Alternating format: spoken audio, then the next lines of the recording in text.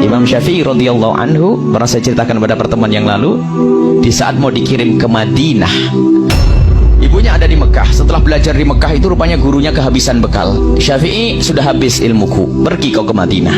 Ini ada orang ngajar Imam Syafi'i itu kehabisan. Syafi'i, ilmuku sudah habis, pergilah kau ke Madinah. Pamitan kepada ibunya. Setelah pamitan kepada ibunya, setelah ke Madinah nanti dikirim ke Irak. Apa kata ibunya? Nah, berangkatlah kau menuntut ilmu, ilmu jihad di jalan Allah. Kita ketemu nanti di akhirat saja.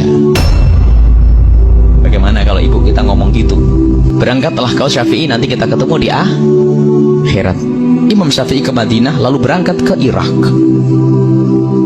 Di Irak tuh Imam Syafi'i bukan setahun 2 tahun, karena takut pulang ke rumah, nggak berani, karena belum dipanggil sama ibunya. Belum dipanggil sama ibunya. Di Irak menjadi orang alim besar, sehingga setiap rombongan dari Irak haji, ibunya Imam Syafi'i datang ikut haji juga. Suatu ketika ada halaqah besar di Masjidil Haram, ada seorang alim besar dari Irak sebentar-sebentar berkata, qala Muhammad bin Idris Asy-Syafi'i, qala Muhammad bin Idris, berkata Muhammad bin Idris Asy-Syafi'i. Ibunya Imam Syafi'i itu bingung, siapa Muhammad bin Idris itu?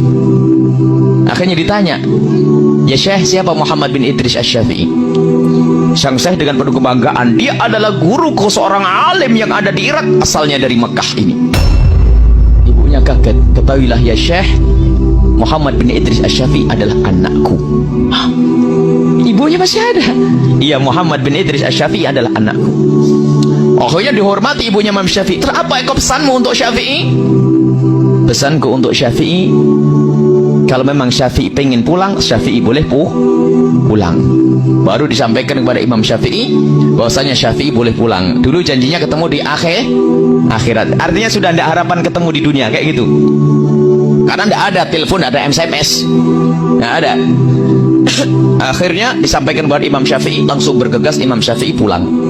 Karena Imam Syafi'i itu kiai gede, ulama kelas nasional, internasional waktu itu, sehingga syairnya Imam Syafi'i itu kalau dibawa ke Mekah langsung tersebar ke penjuru dunia.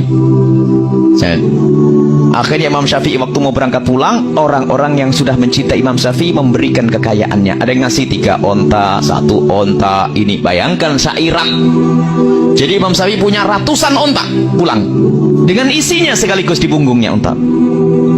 Imam Syafi'i bingung, dikawal oleh beberapa santrinya ngikuti Imam Syafi'i. Jadi Imam Syafi'i pulang dengan kekayaan. Lihat, carinya duit, carinya ilmu, tapi pulang dikasih kekayaan. Sampai di batas kota Mekah, Imam Syafi'i menyuruh santrinya untuk mengetuk pintu ibunya agar memberikan kabar bahwasanya Imam Syafi'i sudah dekat. Dan memang begitu disunnahkan, kalau kita mau pulang itu kita memberikan kabar agar yang di rumah mempersiapkan, jangan bikin kejutan. Nah, memberi kabar. Setelah diketuk pintunya, menjawab ibunya, siapa ini? Saya muridnya Syafi'i, Imam Syafi'i. Kenapa? Imam Syafi'i sudah di tapal batas kota Mekah dan dia sudah mau masuk. Ibunya bertanya, Syafi'i bawa apa? Dengan penuh kebanggaan muridnya Imam Syafi'i bercerita, Imam Syafi'i membawa ratusan onta. Ditutup pintu, aku menyuruh Syafi'i ke Irak bukan cari dunia. Katakan kepada Syafi'i, Syafi'i tidak boleh pulang ke rumah. Sekarang suruh cari duit. Anaknya jadikan sapi perah cari duit. Sekarang nih kalau nggak bawa duit suruh pulang, balik ini. Ini bawa onta banyak, marah ibunya. Aku nyuruh Syafi'i ke Irak bukan cari duit, bukan cari onta. Akhirnya sampaikan Imam Syafi'i, gemetaran dia nyampaikan, ya Imam Syafi'i, ibumu marah. Kenapa? Ibu bertanya Syafi'i bawa apa? Terus, ya aku bercerita kamu bawa onta yang banyak. Salah kamu, jangan ngomong itu. Baik, sekarang aku panggil warga Mekah. Semua ontanya, hartanya dibagikan kepada semua penghuni Mekah. Yang ada hanya kitab saja. Sampaikan kepada ibuku, diketuk, siapa ini? Aku murid Syafi'i. Kenapa? Ontanya Syafi'i sudah dibagikan semuanya, yang tertinggal hanya kitabnya saja dan ilmunya. Ya sudah, kalau begitu Syafi'i aku tunggu. Allah.